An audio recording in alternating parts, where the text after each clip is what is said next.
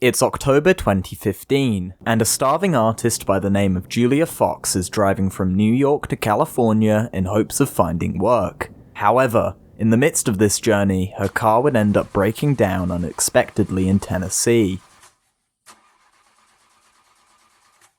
Now stuck in the heart of America's deep south, unsure of what to do, two men would end up approaching her and offer to take her with them to the state of Louisiana. Two men whom the world hadn't seen or heard from in over 3 years. Those men being members of the electronic band Salem.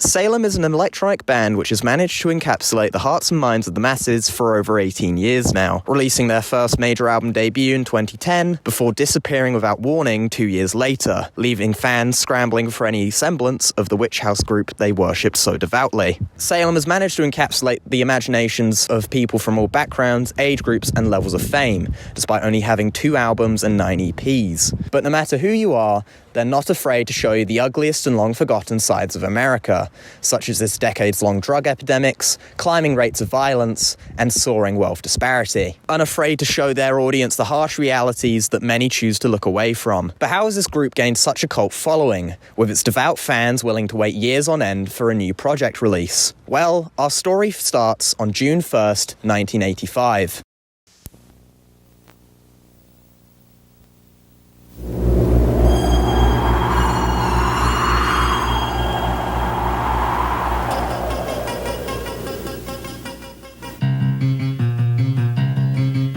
John Alexander Holland was born and raised in Interlochen, a small lumber community in northwest Michigan, with a population of just over 500 people, as well as the home to the Interlochen Center for the Arts, an arts boarding school founded in 1928, which served as a key source of income for the community besides its lumber industry, and boasts alumni such as Ed Helms, Terry Crews, and Kimiko Glenn. John would end up attending school in nearby Traverse City, just 25 minutes away from Interlochen, and take an interest in playing the piano at the age of 5, with the support of his parents, who were also both music teachers. By high school, he would end up meeting fellow musician Heather Marlett, and build a friendship with her for a shared love of music and religion. Throughout all of this, John would also be struggling with a crippling addiction to drugs and alcohol in his late teens, consuming substances such as cocaine, heroin, and speed, along with a bottle of whiskey a day by the time he was attending the School of the Art Institute of Chicago in Illinois. Commenting on this in a 2008 interview with the queer publication Butt Magazine, Holland stated, "Yeah, I never really feel good unless I'm like drinking or doing drugs, because I'm not gonna say I've had a hard life. I had really good parents, but I've had a lot of fucked up shit happen to me from when I was really young." He would end up dropping out in his junior year of university in 2006 due to these crippling addictions, but began to find solace in an unlikely friendship he would make earlier that year with a man by the name of Jack Donahue.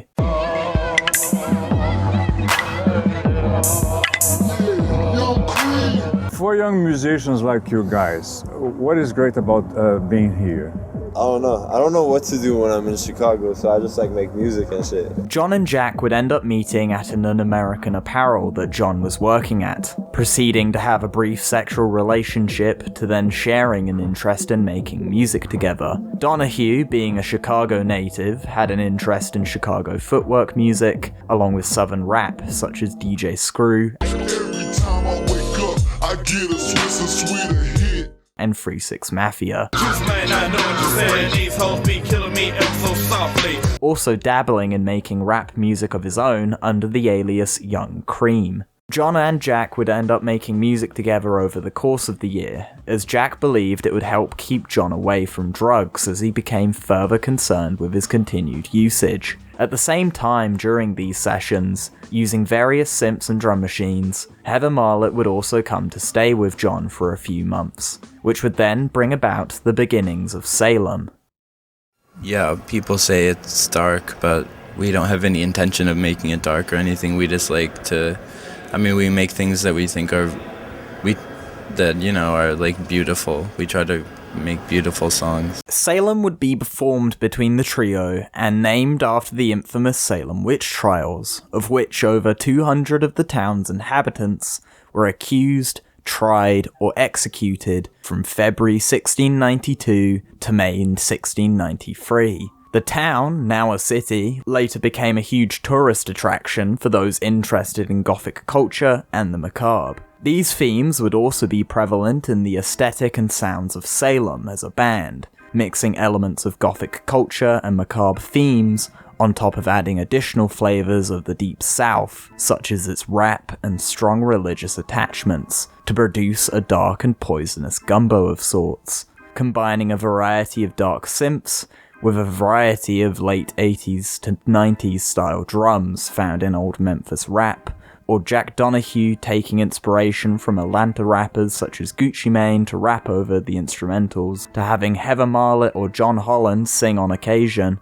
The contribution to their projects was extremely flexible, whilst also being able to tell what one another wanted to aim for in their work as a band. This work so far would culminate into 2 4-track EPs, starting off with Yes I Smoke Crack, an EP reminiscent of shoegaze mixed with a horror soundtrack that could have easily been ripped from Rockstar's Manhunt video game series, a slow burn, bit crushed A-side, which would be followed up by an eerily upbeat B-side, which suggested that not everything is what it seems. This sound would be quickly diverted with their second EP, that being Water, which brought about a slower, sludgier sound, paired up with vocals provided by Heather Marlett, which also featured sharp 80s synths, crashing drums, and guitars with the fuzz pedal cranked to the max, giving the listener the impression that these could have been demos that weren't intended for public release. Something akin to the found footage genre of films such as 1999's The Blair Witch Project, which opened up the Pandora's box for DIY media in the dawn of the internet age.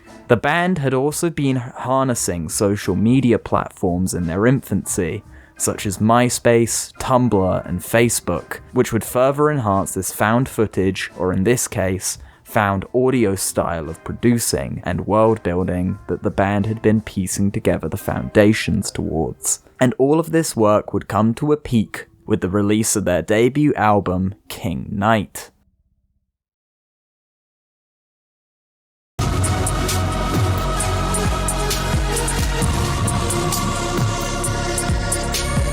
After releasing a few singles over the course of 2009, the band would release their debut album, King Knight, on September 28, 2010, under the indie label I Am Sound Records, an upstart label founded in 2007 by British music mogul Nicky Roberton, which went on to work with the likes of Charli XCX and Florence and the Machine. As a project, it had managed to split the room, or the churchyard in this case, with its wide array of opinions amongst fans and critics alike, thanks to its euphoric use of the Christmas hymn O Holy Night in the title track,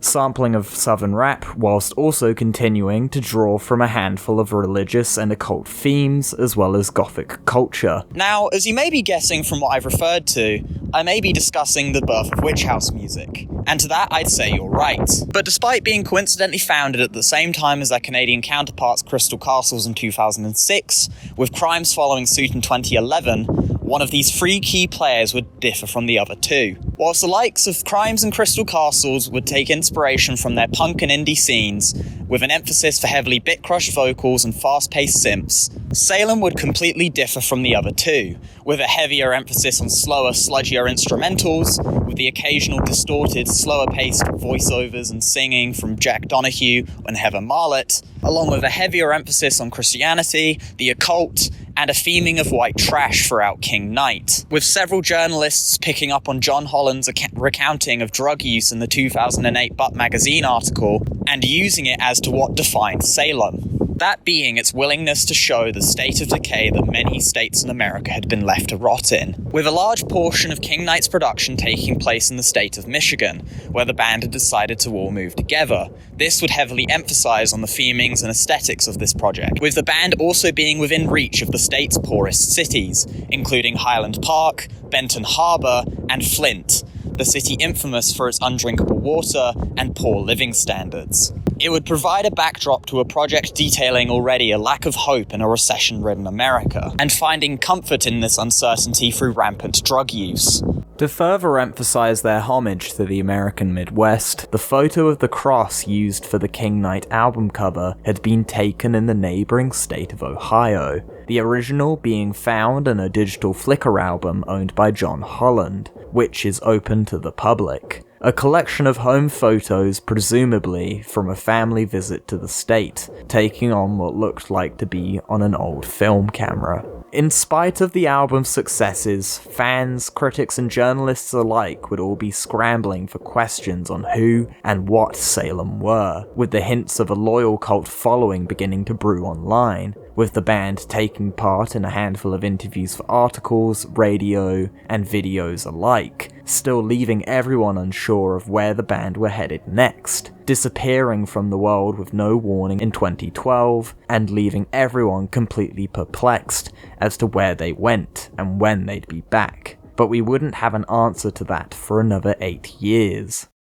By 2011, Salem became a part of the early 2010s Vogue, with tracks from King Night being played as an ominous introduction to Riccardo Tisci's horror-inspired collection for Givenchy Spring-Summer 2011. Jack Donahue would have a brief and unlikely relationship with Courtney Love, sending tabloids into a frenzy about Donahue's personal life. Heather Marlott would have her firstborn child due in the summer, which would bring questions of whether she'd continue playing in the band or not, and John Holland would remain in solitude in Traverse City. But during all of this, Salem would also release their third EP, I'm Still in the Night, in November, most well known for containing Salem's official remix of Alice DJ's 1999 track, Better Off Alone.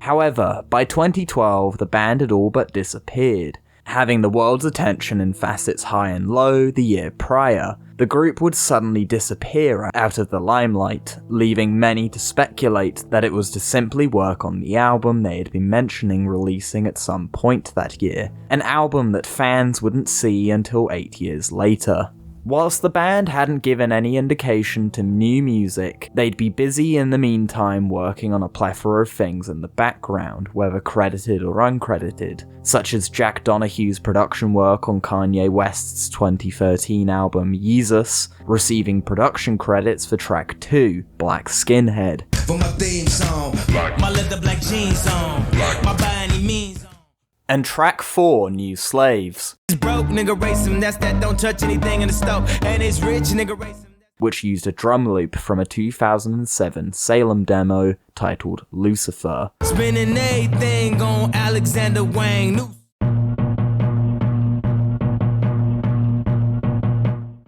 Despite being credited for his work on the project, Donahue would allege not being paid for his contribution in a 2020 interview with the New York Times, but later went on to be pictured with Ye in promotional material in the run-up for Donda 2, 2 years later. Donahue would also help produce the 5th track of Trinidad James' 2013 mixtape 10PC Mild, and contribute to 2 tracks alongside the rest of Salem on Black Cray's critically acclaimed 2013 album, Crack Clouds Over Art's Kitchen, with Salem producing Daydream,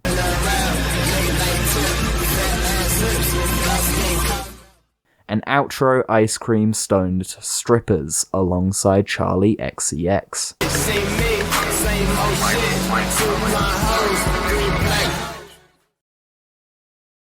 Salem would stop contributing to other projects for a few years afterward, with Jack Donahue choosing to take on odd jobs instead of production work, and choosing to move to the small fishing town of Montague, Louisiana, at some point between 2014 to 2016, in hopes of finding work on an oil rig. John Holland would also travel down south to join Donahue, after starting to feel the pressures of living in Traverse City, and eventually the need to take a break from it. This would all be around the same time that the pair would end up crossing paths with Julia Fox, who originally hadn't intended to stay in the South, but instead chose to spend at least 6 months together with Donahue and Holland in Louisiana, and fall madly in love with John as a result. All of these events would end up culminating and being documented in Fox's 2016 photo book, PTSD, of which a frail John Holland is the main front cover model for, compiling various images of New Orleans in the middle of a Mardi Gras parade, the dilapidated state of Montague, along with a variety of love letters and poems between Julia and John,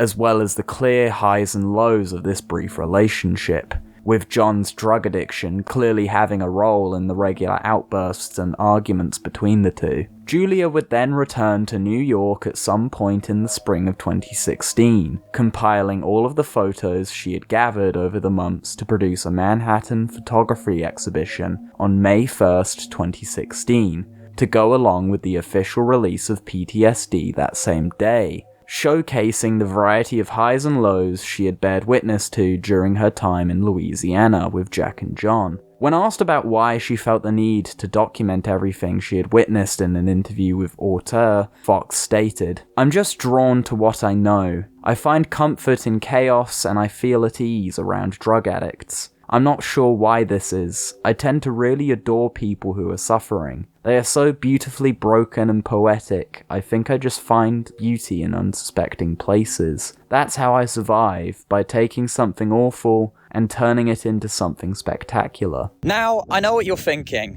That quote just horrendously read like poverty porn. And I would have agreed with you initially when I first read it. And yes, whilst Julia Fox grew up in a split-parent household with a decent start to life in the middle-class neighborhood of Yorkville, Manhattan, she would later end up falling off the deep end in her teenage years after no longer being able to cope with the dysfunctional relationship with her parents, having to resort to couch surfing, shoplifting, and credit card fraud, along with a manner of other things that no child should have to be exposed to. But it suddenly starts putting things into perspective, especially since John Holland had spent his teenage years in stark similarity to Fox's, and both would also try express those feelings through their artistic mediums. So perhaps that explains why the bizarre happenings of PTSD came to be, through a mixture of luck, coincidence, and common ground, potentially showing how some of us as the audience have enjoyed the music of Salem through what we've lived through and experienced in our own lives. Whilst we don't have to have been put through childhood traumas to relate to it, the work of Salem had at least provided some form of common ground to many.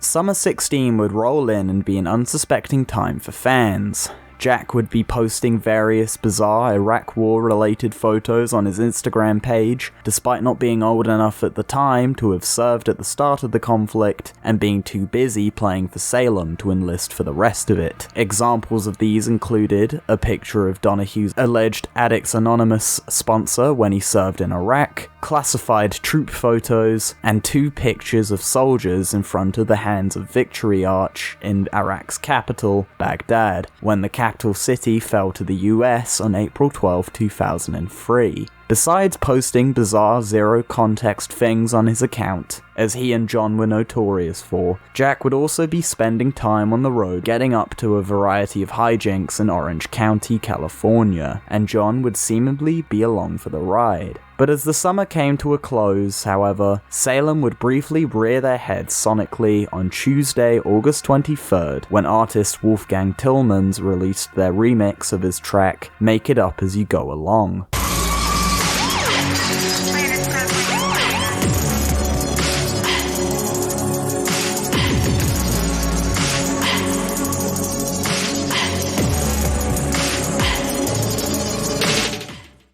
2 minutes and 51 seconds of harsh industrial synths and bass lines, accompanied by a visualizer of waves at New York State's Fire Island waterfront. Tillmans had originally been infatuated with King Knight when he had encountered it online, and had eventually made contact with them and would communicate back and forth over the years, eventually arranging to meet in Montague, Louisiana in May 2016, just before they were set to leave, spending 3 days out in the bayou with them. Reflecting on this in a 2016 interview with The Fader, Tillmans stated, "They were living in a simple wooden house on an endless rural street alongside a river, on which the occasional shrimp fishing boat would pass by. On the porch was an insane swarm of bee-like, non-stinging insects that had their hive somewhere near. It was bizarre sitting there, drinking a beer and being surrounded by 100 bees. We only listened to music when driving. I guess that is the quintessential American experience outside of New York. Endless driving.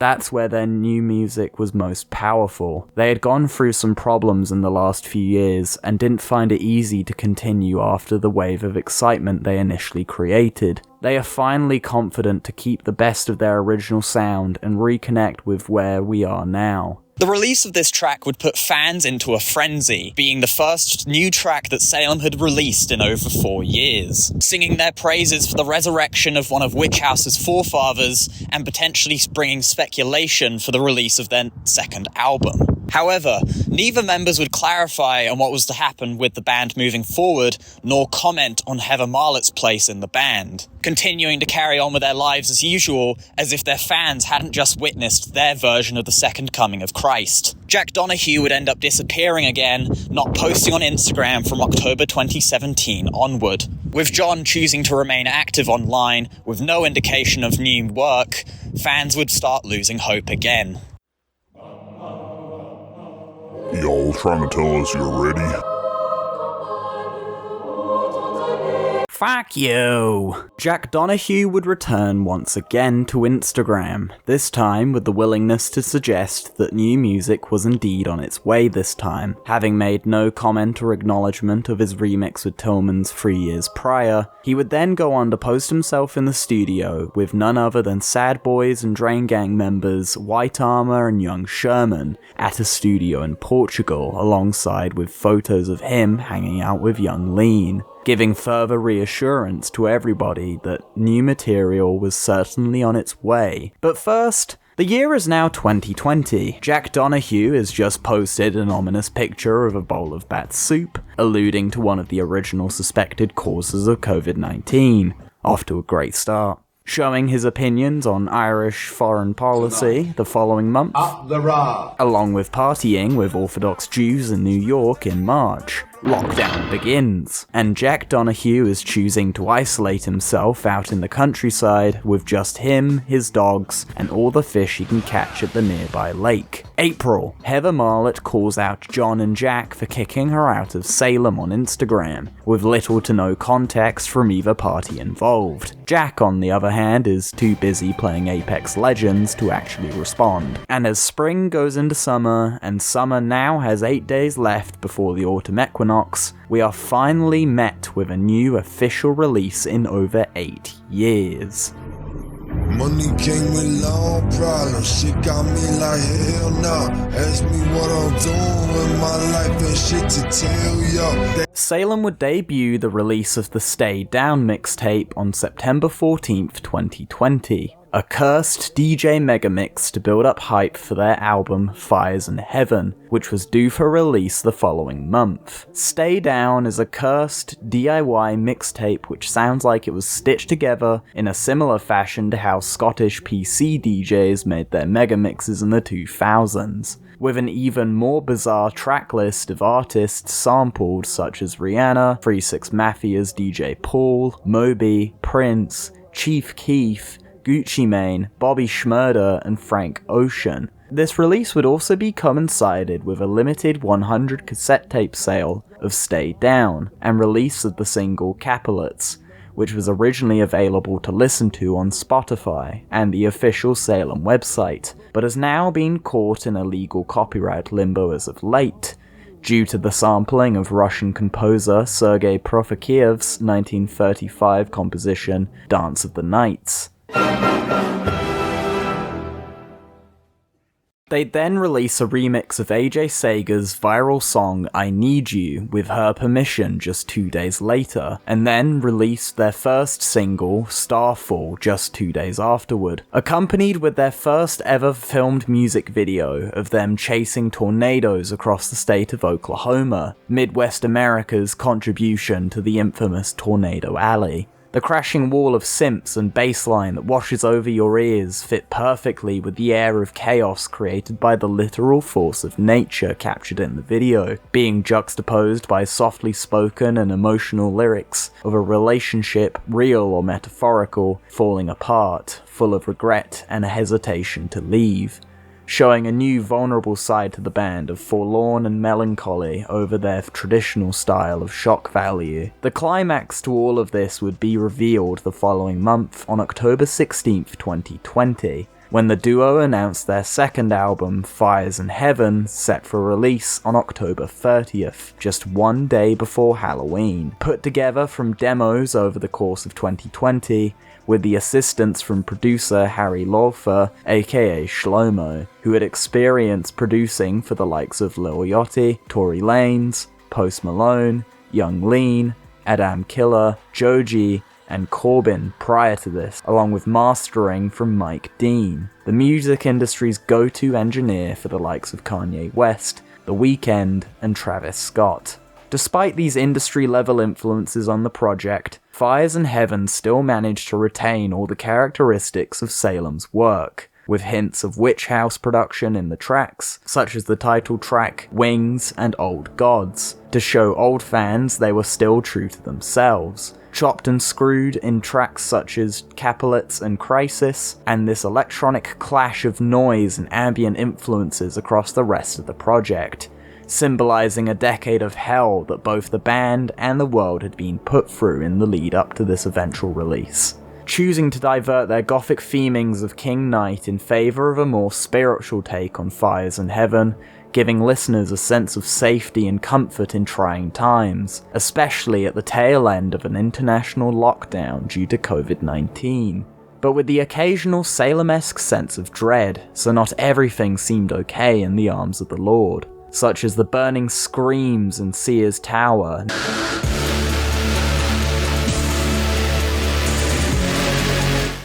named after the now-named Willis Tower skyscraper in Chicago's city center, giving the impression of a life spent in hell, or their ominous second single, Red River, which was paired up with a music video consisting of facial recognition footage shot in China, along with our contributions to the environment through wastage and pollution, suggesting that maybe we're the ones who built our own hell, so to speak. Amongst all of this, as well as the lyrical themes of this mysterious relationship discussed in the album, can also be perceived as allusion to John's relationship with heroin, such as the want to get away from it, but feeling the struggle to leave its warm embrace. An analogy that many heroin users have often used to describe how the drug has made them feel, amongst feelings of euphoria, warmth, and safety, although being highly addictive and dangerous. But despite all of this, the prodigal sons of Witch House had made their return at last, with newfound wisdom to share and art to express in their 10 years away from the limelight, sending fans and critics alike into a frenzy at the end of the year, and happy to receive any message or gift they were willing to bestow upon them. But the duo still weren't done yet, starting off 2021 with an animated music video for Die With Me, a simple, bare-bones animation of an 80mg OxyContin pill walking across a physical path made by the lyrics of the song, whilst also going through bouts of euphoria and pain along the way, providing symbolism of the dangerous consequences of long-term drug abuse, legal or illegal, along with the stark reality of America's growing opioid epidemic, with many prescription pain medications such as the anthropomorphized OxyContin serving as a gateway for some to go into abusing heroin among other drugs, now growing into a nationwide concern as it would begin to crawl its way through the medicine cabinets across suburban neighborhoods, foreshadowing the growing concerns of a fentanyl epidemic to be seen in a few years' time.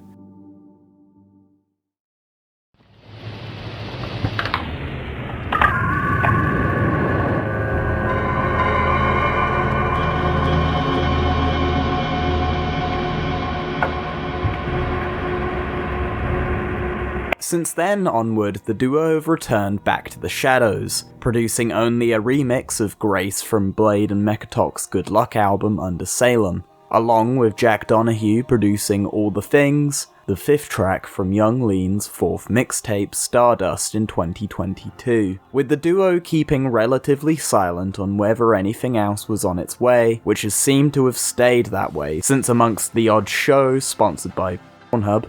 Jack dated Lana Del Rey for a brief period in 2023, which sent her fans into a frenzy about just who he was, and providing us with this photo that you probably would have once thought was inconceivable to happen prior. These things all culminate into the personality of Salem as a band, and its respective members, showing us the gritty and harsh realism of what America faces beyond the coastlines, along with the absurdism and lore to them that is as deep as the Mariana's Trench. How on earth can a band with barely any projects culminate such a demand that their fans are willing to wait an entire decade for a release? Have some of the music industry's most influential figures be willing to throw themselves at the opportunity to work with them, and have it serve as a once-in-a-lifetime opportunity to see them perform live? Well, I'm afraid that's a question that only Salem can answer, as the Midwest's most wanted.